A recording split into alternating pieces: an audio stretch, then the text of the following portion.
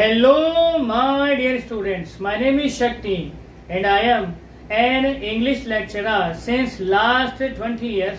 And today we will learn how to frame the sentences in the part 4 of past indefinite tense. If you are new on our channel and if you like the video, subscribe the channel and press the bell icon so that you can get the notifications of our videos firstly.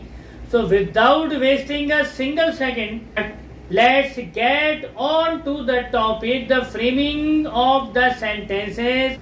तो सबसे पहले past indefinite के part 4 segment की हम पहचान देख लेते हैं। तो पहचान ये कहती है कि हिंदी वाक्यों के अंत में करता था, करती थी और करते थे आते हैं।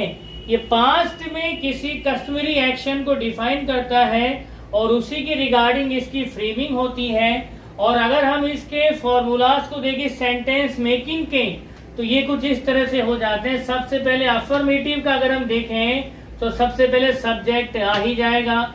सब्जेक्ट के बाद में हमको इस्तेमाल करना है यूज्ड टू। इस यूज्ड टू से ही सेंटेंस करता था, करती थी, करते थे में आएगा। तो फॉर्मूला है हमारा अफर्मेटिव का subject plus used two plus main verb की फर्स्ट फॉर्म प्लस प्रीपोजिशन और फाइनली ऑब्जेक्ट। अगर हम बात करें इसके नेगेटिव सेंटेंसेस की फॉर्मूले की, तो सेंटेंस का फॉर्मूला होगा subject plus used plus not plus two, फिर उसके बाद में मेन वर्ब की फर्स्ट फॉर्म, फिर प्रीपोजिशन और फाइनली ऑब्जेक्ट। इसी का इंटरोगेटिव का फॉर्मूला कुछ इस तरह से हो जाएगा। सबसे पहले यूज्ड आ ही जाएगा, फिर हमको लगाना है सब्जेक्ट, सब्जेक्ट के बाद में हमको लगाना है टू के बाद में मेन वर्ब की फर्स्ट फॉर्म, उसके बाद में हमको ऐड करना है प्रीपोजिशन और फाइनली ऑब्जेक्ट। तो इसके बाद हम देखते हैं इसका इंटरोगेटिव नेगेटिव का फॉर्मूला क्या है। तो फॉर्मूला है सबसे पहले यूज्ड आ ही जाएगा, फिर सब्जेक्ट, फिर नॉट, फिर टू, फिर उसके बाद में मेन वर्ब की फर्स्ट फॉर्म, फिर उसके बाद में प्रीपोजिशन, फाइनली ऑब्जेक्ट और एक क्वेश्चन मार्क हमको प्लेस कर देना है।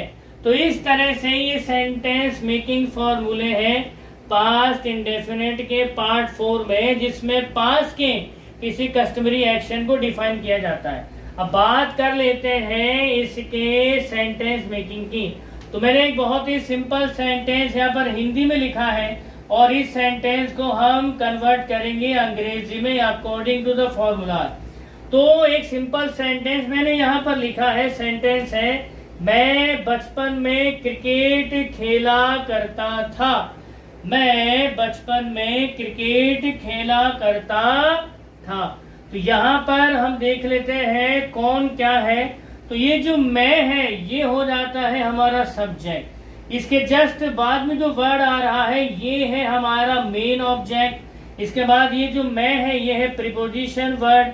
अभी क्रिकेट है ये भी ऑब्जेक्ट है, लेकिन ये वाला ऑब्जेक्ट है जो वर्ब से जुड़ा हुआ है। तो इस वर्ब के इस्तेमाल होते ही इस वाले ऑब्जेक्ट को भी हम वहीं पर लिख देंगे प्रीपोजिशन से पहले, जैसा कि मैं आपको डीप में प्रीवियस क्लासेस में डिफाइन करता हुआ आया हूँ। तो चलिए इस सेंटेंस को हम फ्रेम कर लेते हैं इंग्लिश के अंदर है। तो सबसे पहले अकॉर्डिंग टू द फॉर्मूला हमको लगाना है सब्जेक्ट। तो सब्जेक्ट यहाँ पर मैं है, तो मैंने यहाँ पर आई ऐसे कैसे लिख दिया। अकॉर्डिंग टू द फॉर्मूला अब हमको लगाना है यूज्ड टू। तो ये यूज्ड टू मैंने ऐसे कैसे लगा दिया। अब इसके बाद हमको लगानी है मेन वर्ब की फर्स्ट फॉर्म। तो यहाँ पर वर्ब क्या है, खेला करता था।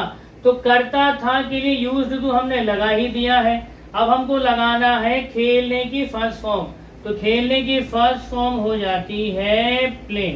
तो मेन वर्ब की फर्स्ट फॉर्म तक तो हमारा सेंटेंस ड्राफ्ट हो गया है, लेकिन हम देख लेते हैं क्या वर्ब के साथ में कोई ऑब्जेक्ट जुड़ा हुआ है। अगर जुड़ा हुआ नहीं है तो हम प्रीपोजिशन वर्ड को ऐड करेंगे, और अगर जुड़ा हुआ है तो प्रीपोजिशन वर्ड से पहले उस ऑब्जेक्ट को यहाँ पर ऐड करना जरूरी है। तो यहाँ पर खेला करता था के साथ में एक ऑब्जेक्ट जुड़ा हुआ है क्रिकेट, तो हम इसको यहाँ पर ऐड कर देंगे। तो अब तक हमारा सेंटेंस बना I used to play cricket, I used to play cricket. उसके बाद में प्रीपोजिशन वर्ड में आई जाएगी इन, और फिर बचपन, बचपन को हम बोलेंगे चाइल्डहुड, चाइल्डहुड। तो सेंटेंस हमारा बना I used to play cricket in childhood. इसी का अगर हम नेगेटिव में बनाए तो सेंटेंस बनेगा मैं बचपन में क्रिकेट नहीं खेला करता था।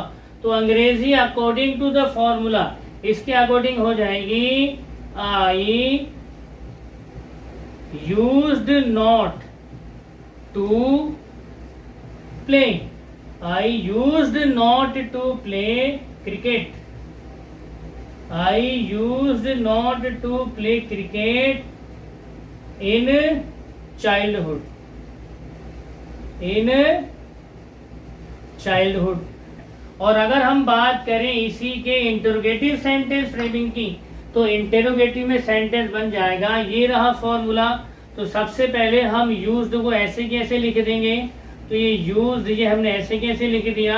अब उसके बाद में हमको लगाना है सब्जेक्ट, तो ये आ गया आई। इसके बाद हमको लगाना है टू, तो ये टू हमने ऐसे कैसे इस्तेमाल कर दिया। अब वर्ब की फर्स्ट फॉर्म लगानी है प्ले, तो ये प्ले हमने ऐसे कैसे लिख दिया।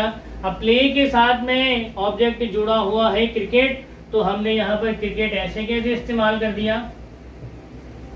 क्रिकेट के बाद हमको लगाना है प्रीपोजिशन वर्ड, है बिल्कुल है, में ये रहा, तो यहाँ पर हमने इन का इस्तेमाल किया।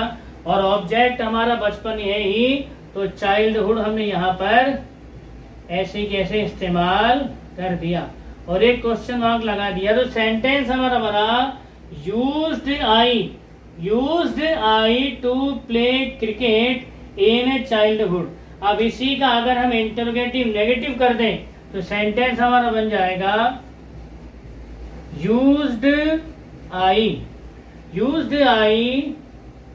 Not to, used I not to play, used I not to play cricket, used I not to play cricket in childhood, used I not to play cricket in childhood.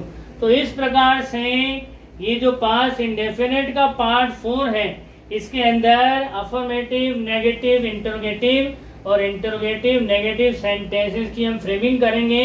बहुत ही आसान है, पहले आप लिख करके प्रैक्टिस करिए और फिर आप बोल करके प्रैक्टिस करिए। थोड़ा सा हार्ड है, थोड़ा सा कंफ्यूजिंग है फॉर्मूला इंटरोगेटिव का और इंटरोगेटिव नेगेटिव का, बट हर एक डाउट की चाबी जो है उसका नाम है प्रैक्टिस, हर एक प्रॉब्लम का सॉल्यूशन है उसका नाम है प्रैक्टिस। तो जितना प्रैक्टिस आप करेंगे आपके सारे के सारे डाउट्स और आपकी सारी की सारी परेशानियां दूर होती चली जाएगी। अगेन मैं फिर कह रहा हूं, अंग्रेजी कोई एक दिन में आने वाली चीज नहीं है।